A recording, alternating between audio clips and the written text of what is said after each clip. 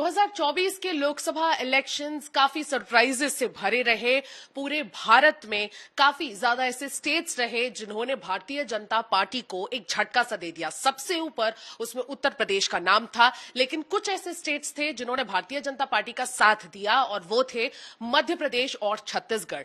छत्तीसगढ़ की हम बात करेंगे आज छत्तीसगढ़ तक पर, और एनालिसिस करेंगे हम एक सीट का जो कि सबसे बड़ी वीआईपी सीट थी राजनांदगांव की, और राजनांदगांव सीट पे भूपेश बघेल की हार का कारण क्या था। भूपेश बघेल ने बहुत अच्छी फाइट दी, पूर्व मुख्यमंत्री होते हुए उनका पहला लोकसभा इलेक्शन था, लेकिन भूपेश बघेल का एज अ पॉलिटिशियन तीसरा लोकसभा इलेक्शन था इस बार भी, लेकिन अपना लोकसभा के खाता वो बिल्कुल नहीं खोल पाए हैं। इसकी वजह जानने की कोशिश करेंगे और आज हमारे साथ सुनील कुमार जी जुड़ रहे हैं। आपके साथ एनालिसिस किया था मैंने, और हमने दोनों ने एक जॉइंट स्टेटमेंट भी दिया था कि किस तरह से हम 10-1 का एक टैली देंगे, और कुछ ऐसी सीटें हैं 4 से 5 सीटें जिसपे बहुत तगड़ा कंपटीशन हमने बताया था जो कांग्रेस ने दिया, और बिल्कुल रिजल्ट्स में कल यही बात सच निकली, क्योंकि हम पहला एपिसोड शूट कर रहे हैं रिजल्ट्स आने के बाद, एक ऐतिहासिक रिजल्ट आने के बाद। तो ये बात मैं मेंशन करना चाहूंगी कि हमारा जो प्रेडिक्शन था और जो प्रोजेक्शन था वो बिल्कुल सही निकला। 10-1 ही मिला है और बहुत सारी सीटों पे बहुत तगड़ा कंपटीशन दिया गया।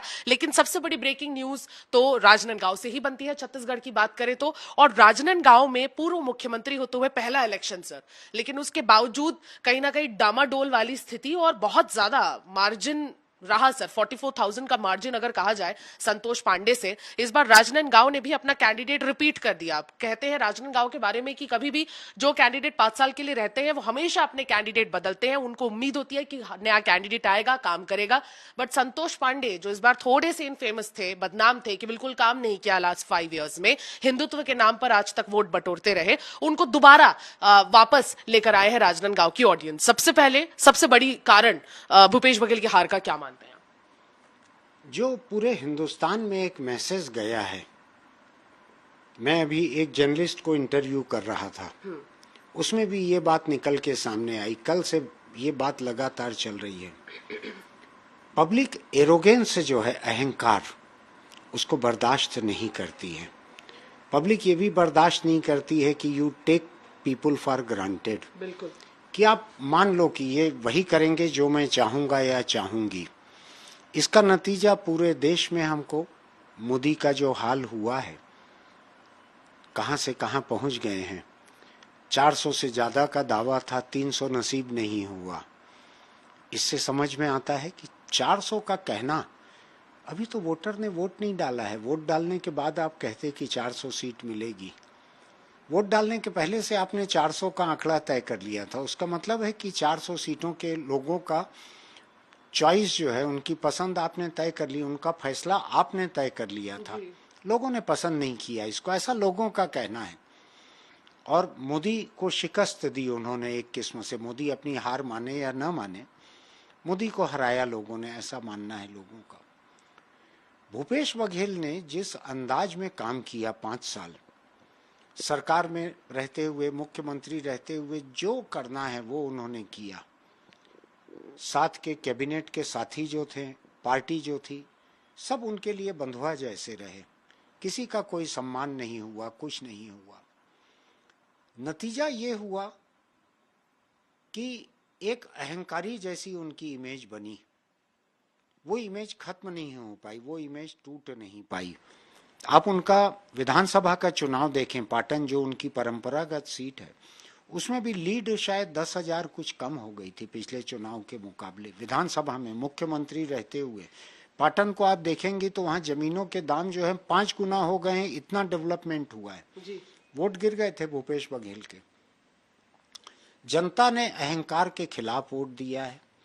जनता ने स्मृति ईरानी के अहंकार के खिलाफ वोट दिया है। जनता ने सरोज पांडे के अहंकार के खिलाफ वोट दिया है। कोरबा में सरल लोगों को जिताया है लोगों ने। छत्तीसगढ़, मध्य प्रदेश, ये पिछले कई चुनावों से हम देख रहे हैं कि यहाँ भाजपा का ट्रेंड बना हुआ है। वो एक मुद्दा है, एक वजह वो भी है कि राज्य बनने के बाद से आज तक कुल एक चुनाव में कांग्रेस को 2 सीटें मिली थी, बाकी हर चुनाव में कांग्रेस को 1 सीट मिली है। इस बार अगर कोरबा से ज्योत्सना महंत नहीं जीतती तो कांग्रेस के पास मुंह दिखाने के लिए छत्तीसगढ़ में कुछ नहीं रहता। मध्य प्रदेश में कांग्रेस के पास मुंह दिखाने के लिए कुछ नहीं है। अहंकार जो था वहां का, दिग्विजय सिंह का या कमलनाथ का या बाकी लोगों का, किसका कितना था मुझको नहीं मालूम है, जनता ने ठिकाने लगाया है। जिस नेता का जो अहंकार था जनता ने उसको ठिकाने लगाया है। उसी तरीके से भूपेश बघेल जो हैं वो इतने बड़े नेता बन गए थे, 5 साल मुख्यमंत्री रहते हुए कि पार्टी से बड़े लगने लगे थे। उनको अपने साथ के मंत्री जो हैं वो भुनगे जैसे लगने लगे थे। किसी मंत्री की कोई वक़्त नहीं थी। आपने भी तो देखा होगा राज्य को करीब से, जो कुछ था हाउस से चलता था, प्रदेश पूरा हाउस से चलता था। आपने सुना था कभी हाउस शब्द? नहीं सुना था। भूपेश बघेल की सरकार के संदर्भ में सुना था ना।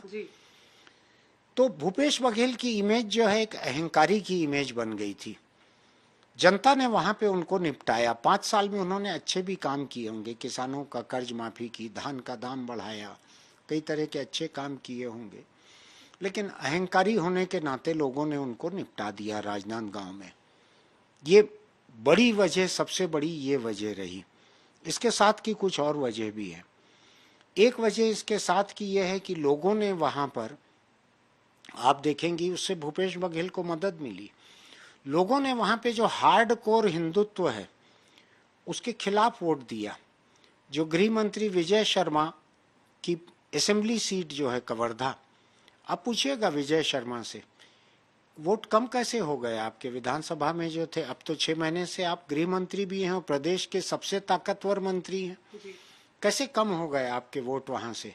बगल में भावना वोरा पंडरिया, शायद वहां कांग्रेस को लीड ही मिल गई है, विजय शर्मा के सीट पे लीड तो नहीं मिली। तो मुझको लगता है कि पूरे देश में जो आक्रामक हिंदुत्व है, आक्रामक हिंदुत्व की एक डिफीट है, उसकी वजह से तो भूपेश बघेल की हार जो है थोड़ी सी कम हुई होगी। बिल्कुल सर, आपने जो कहा इससे मैं और I couldn't agree more to this कि किस तरह से हिंदुत्व की हार हुई है। हर जगह अगर आप देखेंगे तो हिंदुत्व का मुद्दा सोशल मीडिया पर ही क्यों ना हो, बहुत ही आम तरीके से यूज किया जा रहा था।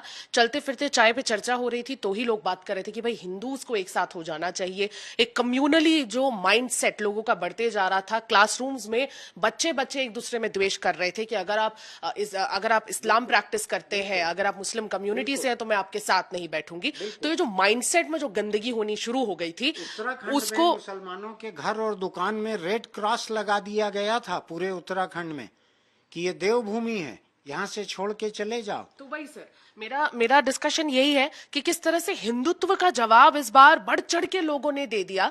और एक आयरनी ही देखिए, बहुत एक अजीब सा कोइंसिडेंस है कि अयोध्या में, फैजाबाद में बीजेपी को हार मिली। वहां पर जहां पर राम मंदिर बना कर दिया उन्होंने, तो राम मंदिर में भगवान राम, सिया राम ने भी कह दिया कि भाई मेरे नाम का इस्तेमाल अगर करोगे तो मैं तुम्हें, नॉट इन माई नेम। तो ये जो एक जगह थी सर, छत्तीसगढ़ में भी एक जो बहुत ज्यादा कम्युनली चार्ज्ड अप नहीं है ये स्टेट। कवर्धा में कुछ दंगे हुए हैं लेकिन बहुत ज्यादा कम्युनल यहाँ पर लोग सोचते नहीं है। संतोष पांडे हिंदुत्व के बेसिस पे उन्होंने विधानसभा में भी उन्हें बोला गया कि भाई एमपी हो, आप वोट्स लेकर आओ। लेकिन विधानसभा में भी अगर आप देखेंगे तो 8 विधानसभा सीटों में 3 विधानसभा सीटें ही वो ले आ पाए। तो एक जो सटल तरीके से लोगों ने बोलना शुरू कर दिया था कि ज्यादा हिंदुत्व मत करिए, यहां नहीं चलेगा, आप मुद्दों पर बात करिए। तो आपको लगता है कि ये हिंदुत्व का जो कार्ड है छत्तीसगढ़ में, आप जो भी लोग देख रहे हैं, आपको लगता है कि अब उनको थोड़ा सा रिफ्रेन करना चाहिए, हिंदुत्व नैरेटिव को पीछे ढकेलना चाहिए? मुझको लग रहा है कि जो हार्डकोर हिंदुत्व, जिसके लिए कि कवर्धा का इलाका पूरा, बीरनपुर कवर्धा ये इलाका पूरा छत्तीसगढ़ में अगर कोई ईपी सेंटर रहा कम्युनल पोलराइजेशन का, तो वो ये बॉर्डर रहा कवर्धा और साजा कॉन्स्टिट्यूंसी के बीच का बीरनपुर का इलाका जहां दंगा हुआ था। वो ईपी सेंटर रहा। इतना ज्यादा कम्युनल करना किसी इलाके को, इतना रिलीजियस पोलराइजेशन करना, कम से कम इस चुनाव में भूपेश की हार उससे कम हुई है ऐसा मुझको लगता है। अगर ये नहीं हुआ रहता तो भूपेश की हार और ज्यादा हो सकती थी। लोग थके हुए हैं, लोग राम के नाम पर दंगा नहीं चाहते हैं। यानी लोग ये नहीं चाहते कि मेरा बेटा जो है वो नौकरी पाने के बजाय केवल कांवड़ लेकर आपके साथ चलते रहे, केवल झंडा डंडा लेके चलते रहे, रोजी रोटी न कमाए, हमारी छाती पे मूंग दलता रहे लेकिन तुम्हारा झंडा फहराता रहे। लोग नहीं चाहते हैं, लोग थके हुए हैं। आप हनुमान को देखिए, हनुमान की जो परंपरा है, मैं और आप बात कर रहे थे, मेरे पिता हनुमान के भक्त रहे, आप हनुमान को मानने वाली हैं। हनुमान की छवि जो थी वो राम के प्रति समर्पण की छवि थी। आज कारों के पीछे जो हनुमान के पोस्टर जो दिखते हैं वो इतने इतने आक्रोश में भरे हुए हनुमान के फोटो दिखते हैं, आपको लगेगा आप यहाँ रावण तो नहीं बच गए हैं इतने सारे कि हनुमान के चेहरे पे इतना गुस्सा है, रावण तो खत्म हो गया, तो क्यों इतना गुस्सा है हनुमान के चेहरे पे? तो हिंदुत्व के प्रतीकों को जिस आक्रोश के साथ स्थापित किया गया था, मुझको ऐसा लगता है उसका थोड़ा सा नुकसान हुआ है। यहाँ 10 सीटें जो मिली हैं भाजपा को, ये नहीं मानना चाहिए कि ये उसकी वजह से मिली हैं, ये उसके बावजूद मिली हैं। नहीं तो हो सकता था इनकी लीड ज्यादा रहती यहाँ पर, भूपेश बघेल की हार और ज्यादा रहती, भाजपा की लीड ज्यादा रहती, वो नहीं हो पाई है। मुझको लगता है जो हार्ड कोर हिंदुत्व का जिस तरह से प्रचार पूरे देश में मार खा रहा है, लोग उतना तनाव बर्दाश्त नहीं कर रहे हैं, उतनी नफरत बर्दाश्त नहीं कर रहे हैं, उससे भूपेश बघेल को फायदा हुआ है। जो 44,000 पे हार इनकी रुक गई, अगर थोड़ा सा और स्वस्थ माहौल रहता, इतना सांप्रदायिक तनाव, इतना धार्मिक ध्रुवीकरण नहीं हुआ रहता, जो कि आप देख रही है ना, ओबीसी में मुस्लिम आरक्षण, तो किसी को घुसपैठिया कहना, किसी का मंगलसूत्र, किसी का कुछ, ज्यादा बच्चों वाले कम्युनिटी, ज्यादा बच्चों वाले, और उसके बाद में आप देखेंगे मनमोहन सिंह जो नहीं कहा था वो उसके नाम पे चिपका के मुसलमानों का पहला हक, इनसे फायदा नहीं हुआ, सीटें गिर गई है पूरे देश में। 303 तो बीजेपी की अकेले कमल छाप पे सीटें थी पिछली बार, इस बार तो शायद 291-92, मैंने आखिरी में गिनती देखना छोड़ दिया, उतनी ही सीटें पूरे एनडीए की रह गई है। भाजपा की तो और भी बहुत कम हो गई है। 242। इसका मतलब यह है कि बहुत ज्यादा सांप्रदायिक तनाव, बहुत ज्यादा धार्मिक ध्रुवीकरण लोग बर्दाश्त नहीं कर रहे हैं। तो भूपेश बघेल को एक बेनिफिट हुआ राजनांदगांव में, वरना भूपेश बघेल की हार इससे और ज्यादा हुई रहती। लेकिन अब हम आए कि हार इतनी हुई है तो क्या वजह है? मुझको लगता है 5 साल भूपेश बघेल की सरकार के जितने करप्शन के केसेस हैं, जब तक साबित नहीं होते तब तक मैं जुर्म नहीं कहूंगा। जितने उनके करीबी अफसर जेल में हैं, जितने उनके करीबी सहयोगी जो रात दिन उनके आसपास दिखते थे वो जेल में हैं, इसका भी नुकसान हुआ है भूपेश बघेल को, वरना कैंडिडेट के रूप में इतने बुरे नहीं थे। और राजनांदगांव कांग्रेस के लिए इतनी बुरी कॉन्स्टिट्यूंसी नहीं थी, वहां 8 में से 5 विधायक तो कांग्रेस के थे जी।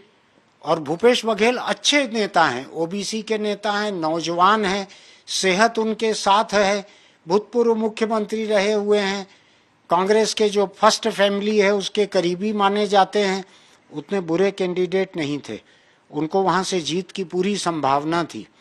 लेकिन मुझको लगता है कि 5 साल के कार्यकाल की छवि जो है उसका नुकसान हुआ है। ये चुनाव छत्तीसगढ़ में एक ही मुद्दे पे लड़ा गया, मुझको लगता है मोदी के 10 साल का परफॉर्मेंस और भूपेश के 5 साल का परफॉर्मेंस, यहाँ पे राहुल के, खड़गे के, वेणुगोपाल के, प्रियंका सोनिया के नाम पे नहीं लड़ा गया, वो यहाँ पे मुद्दा नहीं है। या तो लोकल कैंडिडेट जो हैं उनकी मेहनत, उनकी छवि पे जीता गया, जैसे ज्योत्सना महंत जीती हैं। आप ज्योत्सना महंत, चरणदास महंत, इनके व्यवहार को देखेंगी तो विनम्र हैं, बुरा किसी के बारे में बोलते नहीं, बुरा करते नहीं। मुझको ऐसा लगता है कि भूपेश बघेल के जो आक्रामक तेवर रहे 5 साल, और पूरा राज्य खो बैठने के बाद भी आक्रामकता उनकी कम नहीं हुई थी, जी, अग्रेशन था उनमें। इसका आप ही ने पिछली बार जब हमने बात की थी चुनाव के ऊपर, आप ही ने कहा था कि इतना गुस्सा क्यों आता है इनको, याद है ना, आपने पूछा था। तो मुझको लगता है भूपेश बघेल की आक्रामकता का उनको वही नुकसान हुआ है जो स्मृति ईरानी मुंह खोलती थी और सोनिया, राहुल, प्रियंका के खिलाफ बोलती थी, उसका नुकसान उनको हुआ है। मोदी मुंह खोलते थे अपने 10 साल के कार्यकाल का कुछ गिनाने के बजाय किसी न किसी के खिलाफ बोलते थे, तो उसका उनको नुकसान हुआ, उनके पूरे कोलिशन को। ये पूरा चुनाव जो है अकेले मोदी के चेहरे पे लड़ा गया था, कमल छाप पे नहीं है, मोदी छाप पे चुनाव था। जो कैंडिडेट एनडीए के कमल छाप के नहीं थे, दूसरे छाप के थे, वो भी मोदी छाप पे ही लड़ रहे थे। बहुत अहम पॉइंट है सर ये। और छत्तीसगढ़ में अगर हम देखें तो सर ये भी बताया जा रहा था कि संतोष पांडे की जो स्थिति थी वो काफी वीक थी। इनफैक्ट हिंदुत्व का जो कार्ड है उनका वो बिक नहीं रहा था ज्यादा, और ये स्थिति हो गई थी कि वो शायद हार भी जाते इस बार, और बहुत ताज्जुब नहीं होता। लेकिन लास्ट मिनट जाके doctor Raman Singh came to his rescue, उन्होंने उनके लिए कैंपेन किया, और उस कैंपेन के तहत, और डॉक्टर रमन सिंह की जो फैन फॉलोइंग है, क्योंकि उनका व्यवहार अच्छा था, व्यवहार अच्छा है, हाँ, इसलिए उनकी जो फैन फॉलोइंग है वहां पर राजनांदगांव में उनके खुद के बैस्शन में वो काफी अच्छी है, उनके खुद के कॉन्स्टिट्यूएंसी में। तो कहीं ना कहीं उसका फायदा आपको लगता है संतोष पांडे जी को मिल गया हो? उसका भी फायदा मिला है। दूसरा, संतोष पांडे के खिलाफ एरोगेंस की ऐसी शिकायतें मैंने सुनी नहीं है। हाँ, मेरी उनसे निजी पहचान नहीं है, लेकिन मैंने जितने कभी वीडियो देखने में आ जाते हैं, कभी सुनता हूं मैं, एरोगेंट नहीं है वो। बिल्कुल बिल्कुल। मुझको ये लगता है कि भूपेश बघेल की हार, मोदी की शिकस्त, पूरे के पूरे कोलिशन की, इससे पूरे हिंदुस्तान को एक सबक लेना चाहिए कि एरोगेंस को मतदाता लंबे समय तक बर्दाश्त नहीं करता। और सर एक ऑब्जर्वेशन है, दोनों की अगर आप जर्नीज को देखें तो काफी सिमिलर है। भूपेश जी पे भी ये आरोप लगे थे कि मोदी जी के फुटस्टेप्स को फॉलो करने की कोशिश की गई स्टेट में रहते हुए, उनका ब्लूप्रिंट यहाँ पे छापने की कोशिश की गई हिंदुत्व के तरफ, गाय के तरफ। और यहाँ पर भी आप देखेंगे मोदी की तरफ जो कैबिनेट है, प्राइम मिनिस्टर मोदी की तरफ जो कैबिनेट है, वो भी कॉन्सेंट्रेशन ऑफ पावर हो गया था। यहाँ पे भी भूपेश बघेल जी का कॉन्सेंट्रेशन ऑफ पावर हो गया था, मतलब वन मैन आर्मी चलाएंगे सब, तो वो डिसमिस हो गया। आप नोटबंदी के अनाउंसमेंट को याद कीजिए। बिल्कुल वही। मोदी कैबिनेट में जाते हैं और कैबिनेट मिनिस्टर्स को बतलाते हैं कि 8 बजे अभी 10 मिनट में यहाँ से निकलते ही नोटबंदी लागू हो रही है। यानी कैबिनेट के मिनिस्टर्स को भी नहीं मालूम था। मेरा कुछ लेना देना नहीं है, ये एनडीए और बीजेपी के लोग जाने कि उनका मंत्रियों का प्रधानमंत्री से क्या रिश्ता रहना है, मेरा उससे लेना देना नहीं है। लेकिन भूपेश बघेल का भी यहाँ पे वही चला। ये ताम्रध्वज साहू गृह मंत्री जो हारे हैं चुनाव, इनके बारे में कहा जाता है कि ये गृह मंत्री थे लेकिन एक सिपाही का ट्रांसफर नहीं कर सकते थे। और बहुत एरोगेंट थे सर, वो बहुत एरोगेंट, मतलब उनसे लोग अगर जनता मिलने भी जा रही होती थी तो भी वो उनसे ना मिलकर बिल्कुल बिना टाइम दिए निकल जाते। तो जो जितने अहंकारी थे उनको सब जगह, जिस पार्टी के जो अहंकारी थे उनको जनता ने या तो निपटाया है, लेकिन अगर ऐसे कुछ अहंकारी जीत भी गए हैं तो आप मान के चलिए कि उनके वोट कम हुए हैं, उनकी लीड कम हुई है। मैं देख रहा हूँ 6.25 लाख के करीब लीड से बृजमोहन अग्रवाल जीते हैं। मैं एक ही शहर में रहते हुए उनको 30 साल से देख रहा हूँ शायद, और 35-40 साल से देख रहा हूँ। मैंने एक पल के लिए भी कोई बृजमोहन के अहंकार की घटना नहीं सुनी है, न देखी है न सुनी है। उसका फायदा मिलता है, हर बार जीतते हैं। तो जितने नेता इसको देख रहे हैं, इस बातचीत को, जितनी पार्टियां हैं, वो इस बात को समझ लें, हिंदुस्तान की जनता ने इस चुनाव में जो दिया है, फैसला जो दिया है, वो अहंकार के खिलाफ है।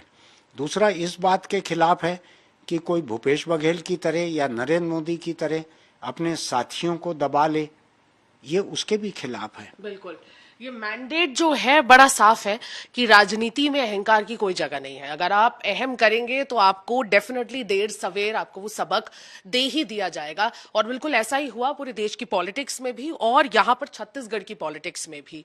एक ही सीट निकल पाई और वो थी ज्योत्सना महंत की, जो बहुत ज्यादा एंटिसिपेट भी किया जा रहा था। इनफैक्ट कहा जा रहा था कि सरोज पांडे को खुद के लोग, यानी भारतीय जनता पार्टी से वो बिलोंग करती है, खुद के भारतीय जनता पार्टी के लोग नहीं चाहते थे वो जीते, उनके एरोगेंस की वजह से। तो एरोगेंस को इस चुनाव में जितने भी लोगों ने एरोगेंस को प्रैक्टिस किया, जितने लोग एरोगेंट हो गए, जिन्हें लगा कि उनसे बड़ा कोई नहीं है, उन सभी को जवाब देने वाला ये चुनाव था। और भूपेश बघेल भी कहीं ना कहीं इसी एरोगेंस की वजह से शायद अपने सबसे बड़ी इनकी वजह अगर हार की देखा जाए तो ये एरोगेंस ही हो सकता है।